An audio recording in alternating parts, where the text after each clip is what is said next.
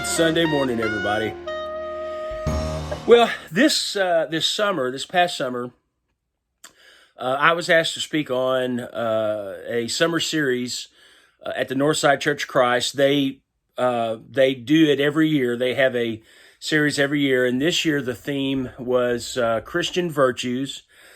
So they sent out a list of the topics, the different virtues to the speakers to choose one to speak on, and so I chose moderation. And in my lesson, I explained why I chose moderation.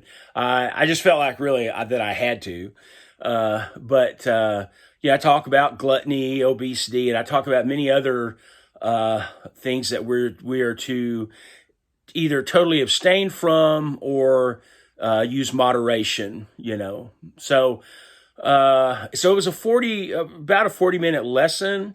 So I'm only going to share a few minutes of that with you guys. I'm going to share kind of toward the beginning a few minutes, and then the very last kind of the closing, if you will, few minutes. So it's about 7 minutes of the total lesson that I'm going to share with you guys this morning. So anyway, I had mentioned it back months and months ago and said I would share some of it. So I'm going to go ahead and do just a few minutes of it. So it shouldn't be too bad. But anyway, guys, thanks for watching.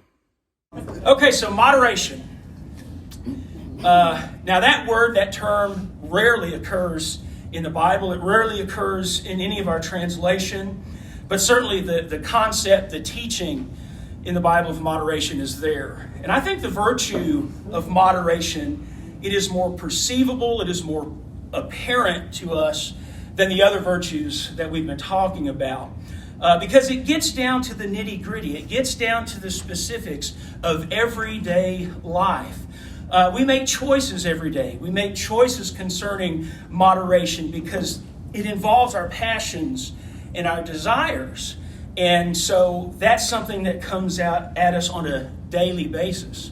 Now, our modern definitions of moderation we find in our dictionaries: restraint, avoidance of extremes or excesses, the quality of doing something within reasonable limits. So what we're really talking about, especially in light of the passage for this series of lessons, is 2 Peter chapter 1. It's self-control. Verse 5. Giving all diligence, add to your faith virtue, to virtue knowledge, to knowledge self-control. So that's what we're talking about. And this Greek word here, which we also find in Galatians chapter 5 and verse 23, the fruit of the Spirit, the Greek word here means to hold oneself in. To hold oneself in. And Thayer, about this Greek word, he said it's the virtue of one who masters his desires and passion, especially his sensual appetites. And so the Bible teaches that there's this conflict between our flesh and our spirit, Galatians 5, 16 and 17. And Peter puts it this way. He says war is being waged between our spirit and our flesh, our soul and our flesh. 1 Peter chapter 2 and verse 11. So in this particular book, 2 Peter, and this chapter 1, Peter here, he's encouraging Christians. He's encouraging us to live a righteous life and to grow in our faith. And he says, be diligent about it. We are to give haste and zeal to adding self-control. And that fruit of the Spirit also, as it is self-control, to live in that and to walk in it every single day. So it's very important for Christians, for us to understand, for us to learn from God's Word, have that knowledge about self-control. Self-control, control. I think we've got the control part down pretty well. So I think as humans, we want to control everything. We want to control the events and the circumstances of life. We want to control other people. We want to control everything but self. And that's much more difficult. So what are the things with which we are to practice moderation and self-control? Well, I'm sure you've heard that old proverbial saying that's not in the Bible, all things in moderation. Well, that's not accurate. We must abstain from things that God has not given us liberty or authority in His Word to do. And in things we do have liberty or authority, we must then use moderation, which takes self-control.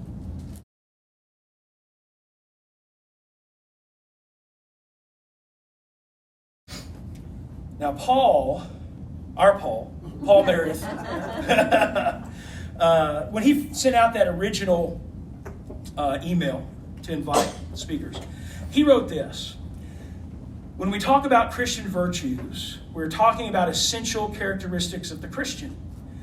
Virtue addresses the inner self and how we relate to others in the world around us. So the inner self.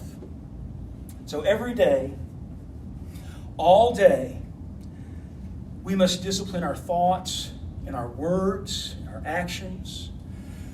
God created us with free will. And so what is in our power to do is in our power not to do. What it is we can say yes to, we can also say no. We have that choice. Sometimes we live our lives all the way over to this line, this edge. Instead of way over here, we live as close as we can to that reasonable limit, or to, before we get into that area of excess. And then that makes it so much easier to one day make that choice to step over that line, step over that edge. And once we do it, it becomes easier and easier to keep doing it. And we keep making bad decisions over and over again until we develop those bad habits and then in danger of something becoming an addiction.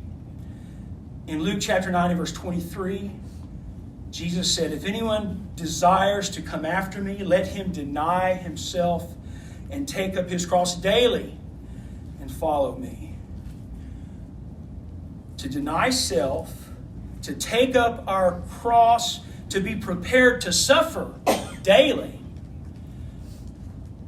we must grow. It is imperative on us and for us to every single day work on growing in our faith. When it comes to relating to those who are in the world, Colossians chapter 4 and verse 5, walk in wisdom toward those who are outside, non-Christians, redeeming the time. And I like what one commentator said. He said, the people of the world often have better knowledge of how Christians should live than we realize. I think that's right. People know, the world knows, and they are watching us. And we want them to see us imitating Christ in our lives. And we have to make good use of our time and treasure every opportunity to influence others to Christ. So controlling self, it's easier said than done. But we must understand that God gives us what we need. He gives us what we need to overcome. Galatians chapter 6 and verse 9, "And let us not grow weary while doing good, for in due season we shall reap if we do not lose heart." Don't grow weary. Don't lose heart. Never give up. We can never give up trying. We can never give up striving. We know that God gives us what we need, and Peter assures us of that in this passage in 2 Peter chapter 1. God has given to us all things that pertain to life and godliness. I appreciate very much your kind attention this evening. I think we're just about out of time.